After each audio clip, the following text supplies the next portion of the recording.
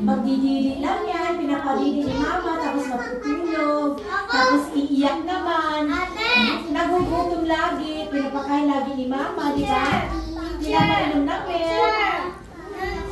Nung baby ako, si mama, pinapadede ako, pinapaiyak ni ate. Yan. Pinapalaga ako ni Inala. Yan, very good. Pinapalaga Uy, uy, uy. Ayos na. Shh, dito, dito. Wala na. Ano nang nangyari? Ayos mo po. Asa lipstick ni teacher? Dito, ah. Lalabas ko na to. Opo na maayos. Niligaan ako ni Ayos mo po. Ayos mo po. Niligaan ako ni Kuya. Si ate, marunong na mag-alaga sa kapatid. Sino na marunong mag-alaga sa kapatid yung baby? Ako! Yan na, alagaan niya. O, pag may ginagawa si mama, si ate muna ang mag-aalaga kay baby. Titingnan lang.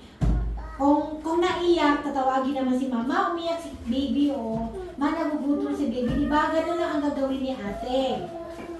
Kasi may ginagawa si mama, di ba? Si ate tumutulong maghugas, magwalis, yan. Ah. Si ate siya. Siyempre si ate nag-aaral din, di ba? Si ate siya. Yes. Teacher, naiyak si Josh.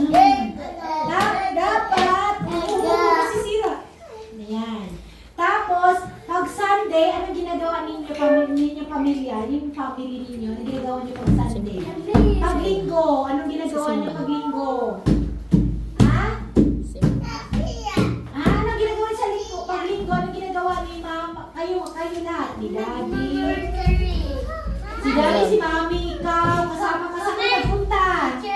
Sa? Nag-anniversary kami.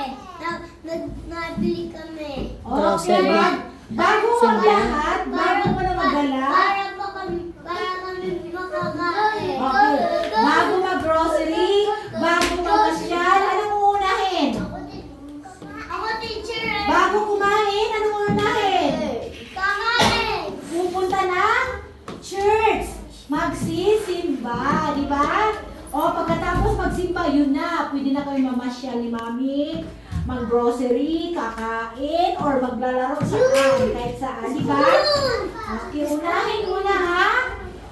Pagsimba, unahin muna si Papa Jesus, di ba? Ako teacher.